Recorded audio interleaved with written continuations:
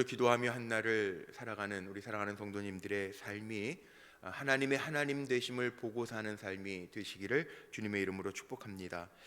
오늘 이 민수기 15장에 있는 말씀 보면 이 광야에서 제사 드리는 제사법에 대한 이야기들이 나와 있죠.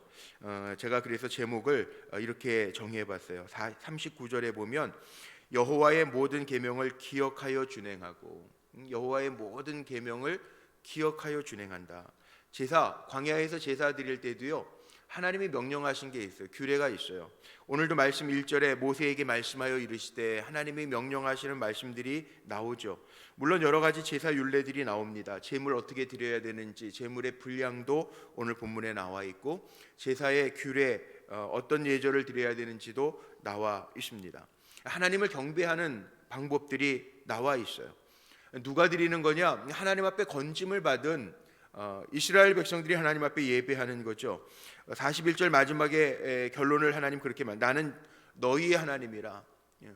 이 땅 하나님이 약속하여 드리는 땅에 들어가거든 이렇게 이 제물 하나님 앞에 예배해라. 그리고 제사법도 하나님의 방법대로, 인간이 고안해낸 방법이 아니라, 생각해낸 방법이 아니라 하나님의 방법대로, 하나님의 말씀에 의거해서 지키라고 하는 말씀이에요. 예배는요, 내 마음대로 드리는 게 사실은 아니에요. 내가 편하게 하기 위해서 드리는 게 예배가 아니에요. 다들 걱정하는 게 뭐냐면 이 코로나 시대가 끝나면 어떻게 될까? 모든 사람들이 다 관심해요. 지금 사회적으로 다 어렵죠. 학교도 가기도 어려워요. 요즘에 뭐 분당에 저 순회 초등학교, 미금 초등학교 확진자들이 많이 나와서, 여기 우리 판교 밑에도 막 나와서 어제 아마 학부모님들은 우리 가정통신문도 받으셨을 거예요.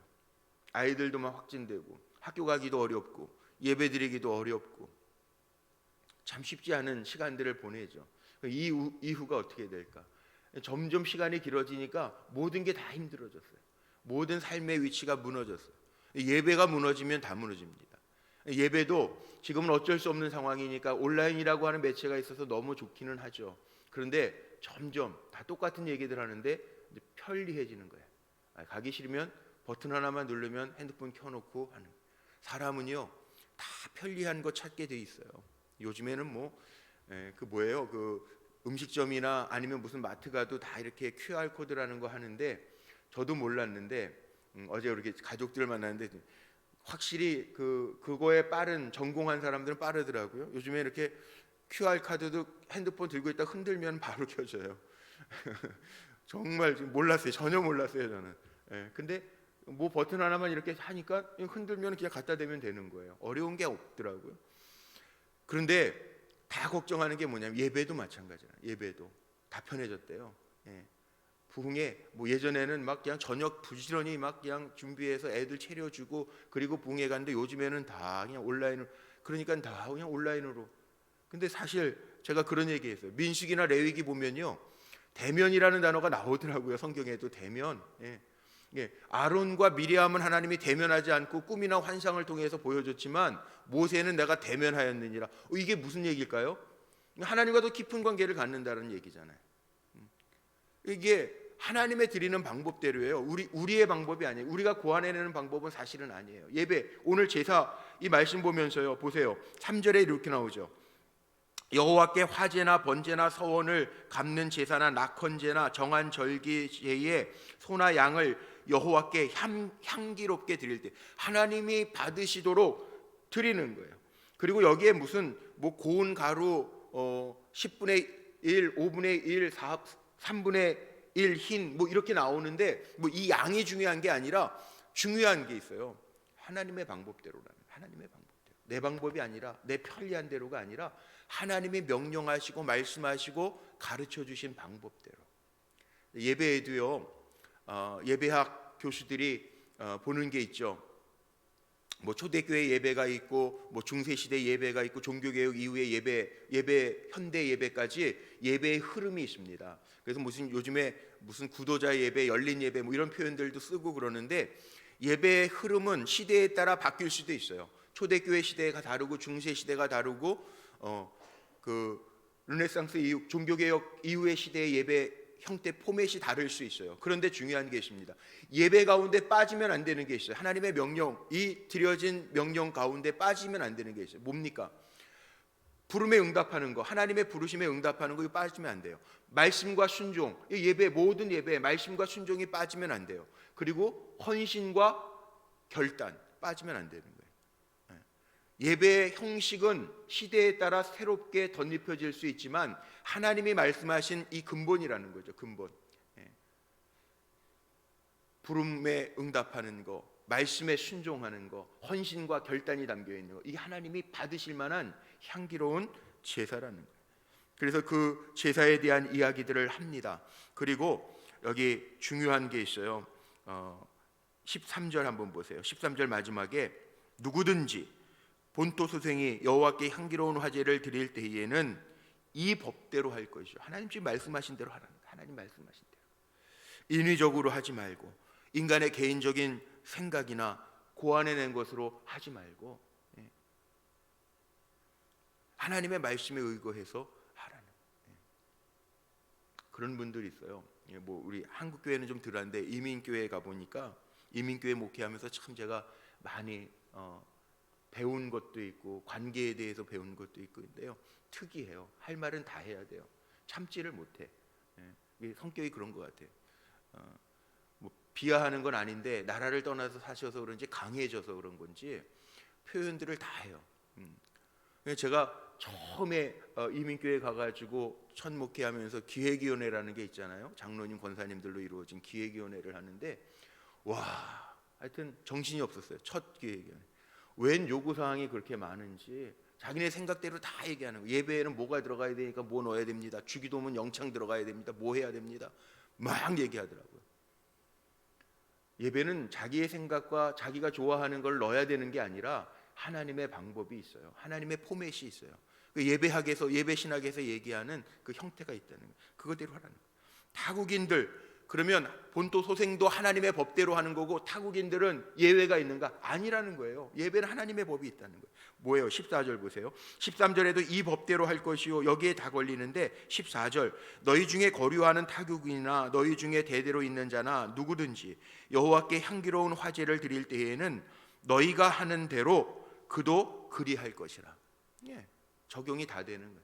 거류민 타국인에게도 하나님의 법 예배할 때 하나님 앞에 제사 지낼 때 그렇게 해라. 어디서?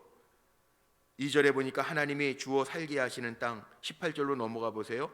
이스라엘 자손에게 말하여 이르라 너희는 내가 인도하는 땅에 들어가거든. 하나님의 약속하신 땅에 들어가거든. 하나님이 주실 때에는 다른 게 없거든요. 하나님의 말씀대로 살라는 거예요. 하나님의 말씀대로 어기면 어떻게 되느냐? 31절로 넘어가 봅니다. 31절에 보니까 그런 사람은 여호와의 말씀을 멸시하고 그의 명령을 파괴하였은즉 그의 죄악이 자기에게로 돌아가서 온전히 끊어질 것이다. 물론 여기 20절, 22절서부터 나오는 말씀을 보면 이게 회중의 범죄가 얼마나 큰지에 대한 개인 범죄도 안 좋죠. 하나님의 말씀 어기는 거니까. 그런데 이 회중에 대한 범죄가 왜 무서우냐면 이게 전염성이 되고요. 악 영향을 끼치기 때문에 그런 악 영향.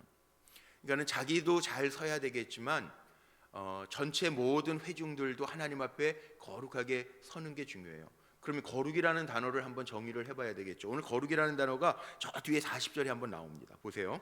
40절. 거룩이라고 하는 게 뭐냐?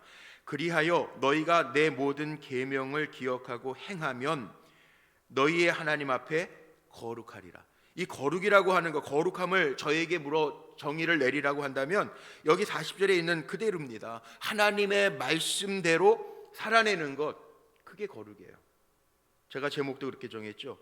내 모든 계명을 기억하고 행하면 너희의 하나님 앞에 거룩하리라. 하나님 앞에 거룩한 거, 예배는요, 물론 순종, 삶의 순종이 없는 예배는 의미가 없습니다. 형식에만 그치는 겁니다. 그러나 형식도 중요합니다. 담는 그릇이 참 중요하잖아요. 형식도 중요해요. 하나님 앞에 형식 그보다 더 중요한 거는 그 형식을 갖췄으면 그 형식대로 하나님의 말씀대로 살아내는 것. 그래서 예배의 형식도 중요하지만 요즘에 예배학에서 이야기하는 게 뭡니까? 삶이 예배여야 된다라는 얘기를 많이 합니다. 순종하라는 거예요. 하나님의 말씀에 순종하면서 살라는. 그렇지 않으면 끊어지리라. 사함, 죄사함도 받아야죠. 범죄하면 부지 중에 범죄하는 것도 있는데 고의로 범죄하는 거, 하나님 말씀을 알고도 범죄하는 건 더 나쁜 거. 모르고 범죄하는 것도요. 여기 속죄제를 드리라고 나오잖아요. 부지 중에 범죄하면 27절, 만일 한 사람이 부지 중에 범죄하면 1년 된 암염소로 속죄제를 드릴 것이요. 부지 중에 범죄하는 것도 속죄제를 드려 하나님 앞에 사함을 받아야 되는데 고의로 무엇을 범하면 30절에 보니까 범하면 이건 백성 중에서 끊어질 죄라. 그런 사람들 혹 없겠지만 그런 분들 있잖아요. 공동체를 해하기 위하여 하는 이들.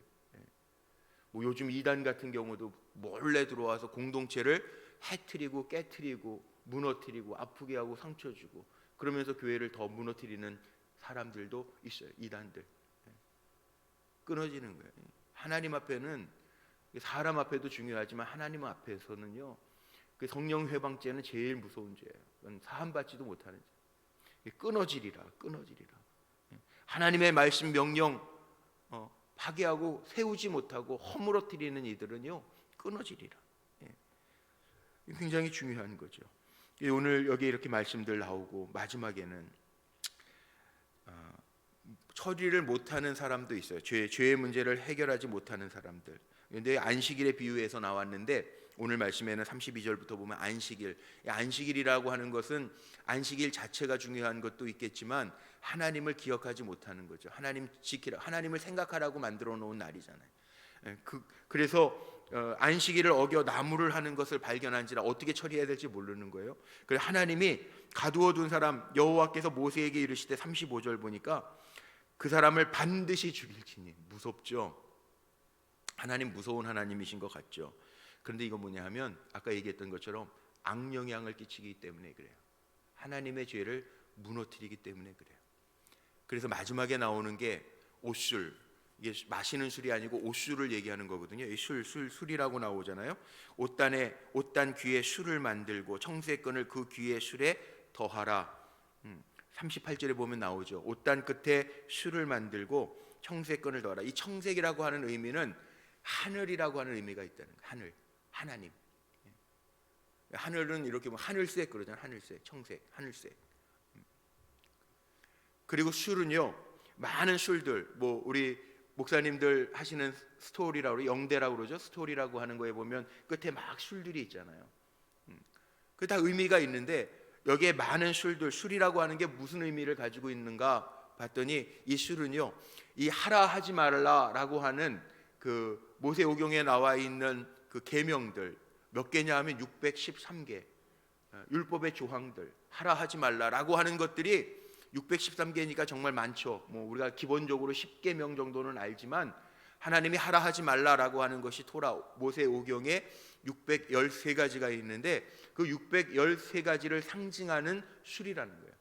그리고 그 하늘의 청색 그 끈 그거하고 연결해서 술을 달라는 거예요. 그걸 볼 때마다 이 말씀은 하나님과 연결되어져 있구나라고 하는 것을 생각하고 기억하고 지켜 행하라는 거죠. 그래서 오늘 제가 제목 삼은 것처럼 39절을 한번 보십시오.